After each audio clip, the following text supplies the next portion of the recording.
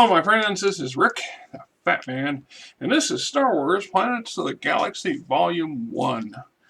A galaxy with thousand worlds comes to life in this new supplement. Adventure awaits. By Grant S. Butcher, Julie Butcher, Bill Smith. Planets of the Galaxy Volume 1 introduces Game Masters to players some of the most exciting and unusual worlds of Star Wars Galaxy. Explore the space lanes, battle a Void Demon pirate gang of Eisen IV, earn a living smuggling the amazing Gurnab crystals sculpted by the free-spirited Belniki people. Carry the torch of freedom to the Imperial worlds like Selenon, etc., etc., etc. Each book features 10 new worlds, adventure hooks and diagrams, planet generation, new villains. Of course, obviously, it is quite a bit here, which is, we're not going to get all of it in here, because I'm not going to run an hour and 2 hours, because you guys want to sit still long enough, let's do it. No, you don't. Anyway, I bought this for $13 in 1991. Yeah, right, Western game. Introduction, planet generation system, ready to begin, keeping it space opera. Planetary function, I think it's like abandoned colonies, agriculture, exploration, entertainment, hidden bases, home worlds, luxury goods, manufacturing processes, low tech, high tech, governments, various types of governments.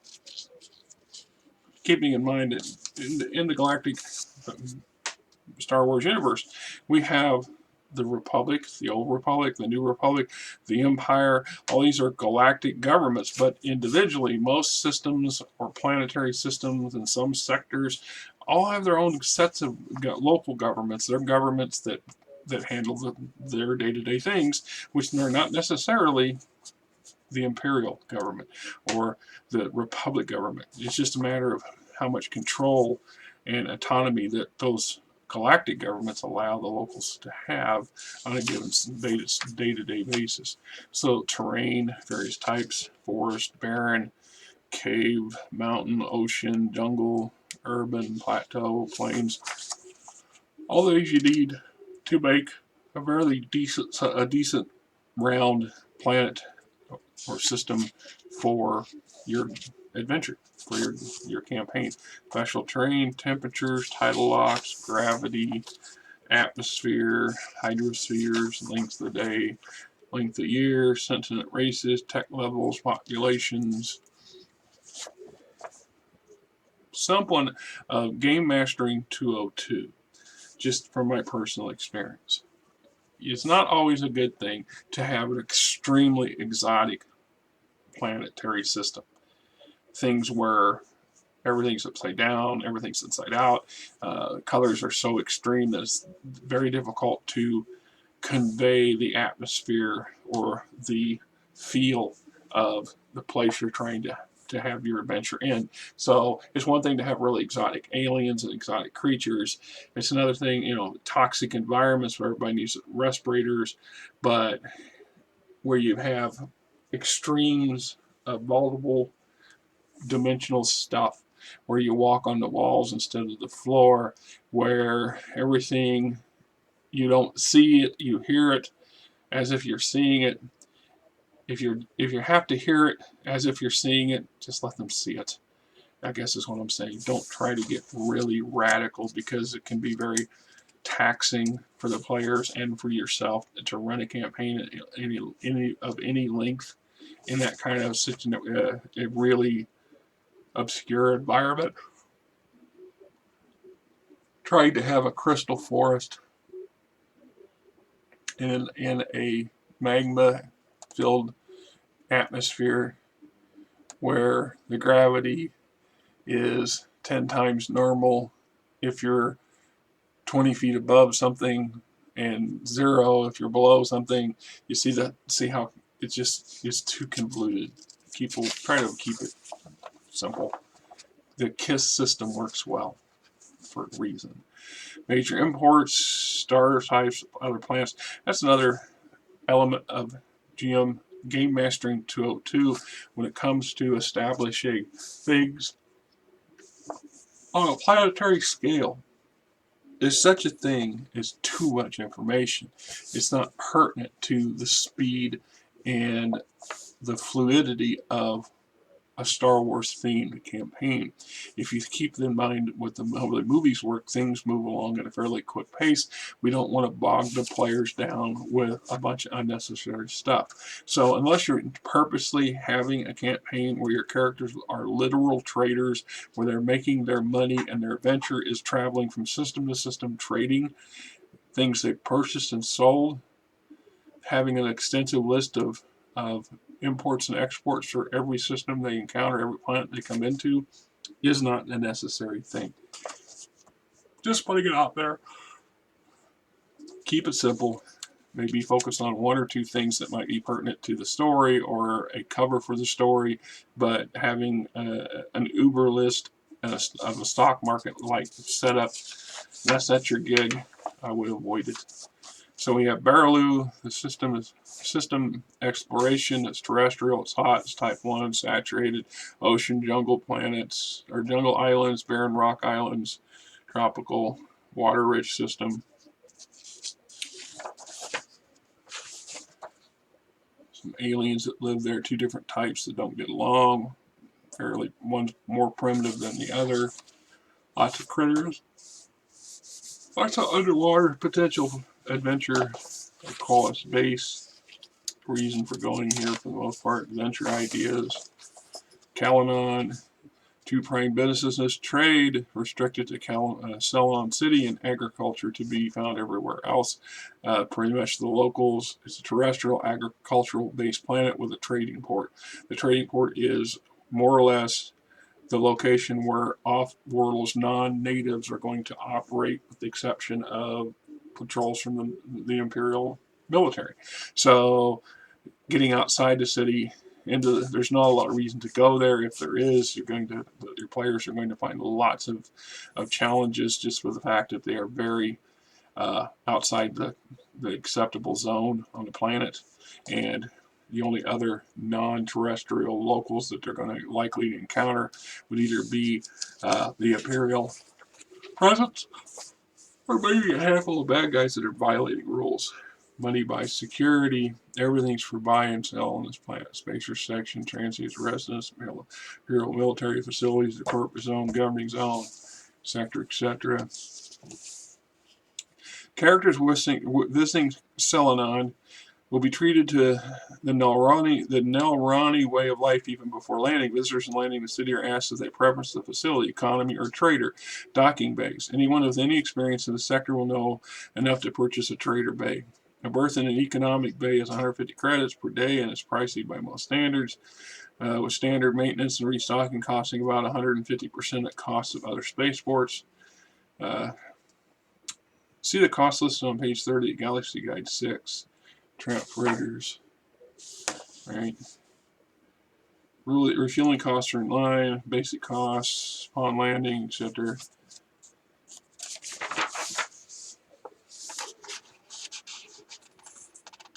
So selling is two prime business trade. Restricted to selling and sitting and agriculture. Everywhere else, generally temperate world. The huge clan-run farms in Nelrani cover the continents, producing grains and vegetables for export to hungry and wealthy planets throughout the sector. World's dominant terrain is rolling fields with many sections of lush forest. Most visitors only see the sprawling spaceport. It is the truly true city on the planet, standing tall in the middle of simple farms, etc., etc. But as typical, there's always adventures to be had and things going on. The gates, an agricultural world. Main continental brief orbital fleets, both the Empire and the local Nerani Defense Force. A dangerous double cross. Just as the Nerani way of life has always been to keep every option open, so the Nerani art, and that's a typo, this is the way of live, has always been the way of life. So Nalrani are playing the dangerous game of playing the alliance off the Empire. The Empire believes it has the firm loyalty of the Nalrani. This proud people actually encourages the presence of alliance spies, if only to divert Imperial interest from the huge amount of money the Nalrani are acquiring from their bribes and tariffs. The alliance regards the Nalrani as youthful, but know that they are not to be trusted. It is not an over-exaggeration to say that virtually everyone in the city of Selenon is a spy. The Nalrani call this double dealing, being in on the hunt. Now, the Nalrani do hand over the occasional rebel smuggling ship or spy over to the Imperials, always making sure the blame is squarely placed on somebody else's shoulders. It's their best interest to keep such unpleasantness to a minimum. The Nalrani aren't sure which side will ultimately win the war, and they aren't willing to risk being wrong. It gives you pretty much an idea of just what the natives are like. The next is the Asen system. The Sataran system, Asen. The Sataran system has two asteroid belts, one inside, one outside the orbit of its only planet-sized body, Esron. Yeah. Asteroid belts are rich in ferrous metals, but the system is so far from the major trade routes, only 6 of the major mining consortiums can afford the cost of operations. Because the companies are fierce competitors, the Empire keeps a close watch over all activities in the system, but allows the companies to vigorously protect their claims. Virtually any ship that enters the claim portion of the asteroid belt will find itself facing a great deal of hostile weaponry. Each company has at least one space station, normally several smaller bases and individual asteroids. S1 has many islands and continents covered with mountains and grasslands. Some of the forest areas can be found in the mountain areas, but the constant grazing of the Hoskin herds prevented any but the most meager tree and bush growth on the plains. The world's entire surface is pockmarked with craters, and many meteorites from constantly pelt the surface. Yeah, I suppose so. Being caught between two asteroid fields is likely to make it, colorful environment. Certon cities or underground cities are dangerous, overcrowded, and a health hazard to all but the locals. Most cities were established thousands of years ago. It grew out of deep warrens. So you got the planetary log, temperate, type 1, dry, standard, human, Certons, Celestians, Verpine, population 80 million, elitist council for the government, tech levels fuel.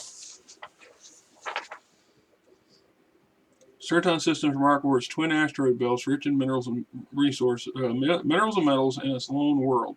Several large mining corporations have facilities located in and near the asteroid belts, etc., etc. So you've got your government history, mining companies, surface hordes, the Huska. Nice. Huska steaks, anyone? Terracon. There's a picture of the local natives. The Certon. Venture ideas. Ventures are the characters hired to bring a cargo of blasters to corporate complex. Understanding they were for security forces. Upon arrival, they learned the employer is actually a Quano organization planning to take over a nearby city. Another venture idea is Certon Hunter approaches the characters with a proposition. He would like the rebels to stop a bunch of traders that had driven the Husker herds away from the city. If they can subdue the traders, he promises he will sway the hunting company to join the Alliance cause, which helped the Alliance acquire new weapons, raw materials for starships, and biomaterial, blah, blah, blah. Garnib, system summary. Garnib is the only life-sustaining planet of the 4 bodies orbiting the blue star of the same name. But not for the ingenuity of the Balkan. Garnib would be ignored and valueless. However, the locals have a love for sculpting ice, and the chance at discovery by the Balkan artists result in fantastic and mesmerizing Garnib crystals. Planet is owned and run by the Galactic Crystal Creations and a company-owned corporation. So while it's a corporate world, it's also a world where the local population have an absolute say over how the company, thus their civilization, is managed. Garnib's crystals. So we got the planet log, terrestrial, cool, saturated, standard, frigid oceans, ice world. Beautiful world, great caves, fishing ships, artist communities, settlements. The Walleran once a year event that is held at combination town meeting, stockholders meeting, a party, and peace rolled up into one. Imperial presence. There's your locals. Venture idea. 2 rebel agents on the run from Imperial authorities need assistance getting to Garnib, which would be an excellent place to hide. Everything else seems to be working to plan to tell what else Imperial troops think that the character ship would be a good place to begin spot checking for smuggling. Another adventure idea, the characters are hired to take a partial cargo of Garneb crystals to the planet Zarstek. During their stopover on Garneb, an artist suggests that the GCC may be willing to offer them a long-term contract, which would mean big payoffs. However, nothing could be agreed on until the new corporate officers are selected during the big party at the end of the year.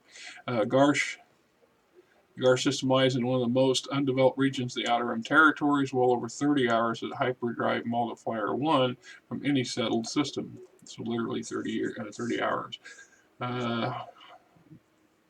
Gar's atmosphere is high carbon dioxide and heavily gravity-hampered activities of beings not used to high gravity worlds. Characters acting without breath mass suffer penalties. Gorsh, the swamps. So our plant log is terrestrial, hot, moist, heavy, ocean, swamp, islands, humans, orgons, those locals. Some of your local critters. Really quite a few flora and fauna here. Lots of stuff to do. There's the so-called locals there. Research teams. The orgons are a dominant life form. Intelligent mobile plants have 2 distinct sections of their bodies, etc. Here's a research facility studying things here. Ison 4, Void Demon Base. Void Demon Base on Ison 4, the 4th planet, is designed to be planetoid orbiting the gas giant, i.e. the moon orbiting gas giant, designed to be hard to find, easy to defend. Difficulty navigating asteroid belts of the Ison system helps protect the base. Navigating the belt. Starfighter complement. World summary. Members of the Void Demons. Or the Void Demons. Broken hulls. Ison 4 services a veritable spaceship graveyard of crashed hulls. Tunnels of Ison 4, the Morvik. No adventure ideas here. Yep, nope. Next system is Dorella. 3rd planet in the system, after which is named a tropical paradise filled with lush trees, wondrous flowers, incredible various species of animals. Its companion planets, Marilyn and Graal, have poisonous atmospheres and no commercial potential. So, planet log, terrestrial hot, moderate standard, ocean jungle, mountain jungles, humans, Telikai, landing field, estimated 10 million population. Collapse of the Wasali. Once ample evidence that Dorella was once the world supported 2 intelligent races. Current status, Imperial Patrol Craft, the locals themselves, locals being these fellows right here. Venture ideas. Captain of Freighter Alyssa has acquired a vital alliance data disk. He has agreed to meet a buyer on Dorella, where he and his crew will receive a small fortune for their efforts. Characters will have been ordered to retrieve the disk, which is hidden inside a modified stock of a blaster rifle. The assembly made its way to Dorella's system for an instant. Characters' orders, blah, blah, late afternoon, late evening. Yeah. Help get the thing and get it off the planet. Try not to get eaten or killed or stabbed. Locals flying around with big long spears. But Tanda system, the Carolari system, important part of the Empire and sports both a gas giant rich with Prothean bastard gas, and a world with its own sentient race. It's a valuable trade system with much wealth but little political influence. The Corona is a blast tech corporation's prohibium refining rotation rotates 40,000 kilometers up from, kind of think of Bestman, right? Yeah. The local planet. Mutunda, temperate plains, temperature moist, light, ocean plains, hill, forest, jungle, 18-hour length a day. Estimated population 120 million. Quite a few, right? Here's your locals. Animals, lots of animals. The Hornassi are carnivorous hunters who are divided into 4 distinct subspecies. So there are some common characteristics, etc., etc. Oh yeah. Nice Stalker's venture idea.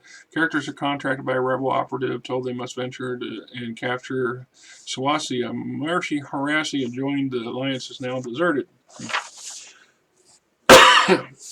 Rordrak. The only planet in the system. Originally, there were 3 inner worlds, but they are all consumed when the star expanded. Oh, that's nice. Desolate mountain. Terrestrial planet. Temperate, arid, light, mountainous, desert plains. Roughly 5 million folks. Rendrick is the sign of one of the most notorious Imperial penal colonies in the galaxy. There you go. There's a story of Nefer right there, or a number of them. Visca flying cities, local. There you go. There's the local Visca. Some adventure ideas, i.e., break out of the prison, break into the prison. Sure. Veron. Temperate forest, tropical jungles, 84 million. Tropical rainforest world. Veron's major industry is tourism. To help ward off the harsher aspects of imperial rule, the Garazan intelligent gliding reptiles are common. Right? Okay. Predators, lots of red. Broken Tree Islands. What look like flying squirrel people. No, flying squirrel lizard people. You make it that what you want. Right? Yeah. Tree Cities. Common theme in Star Wars. Nothing wrong with that. I like them. And then we have a blank planetary log sheet. There you have it. Planets of the Galaxy Volume 1. Lots of good and interesting stuff in there. Quite always useful because ready-made for your adventures and for your people to run off to. Till next time, this is Rick the Batman saying this is your seat at the table.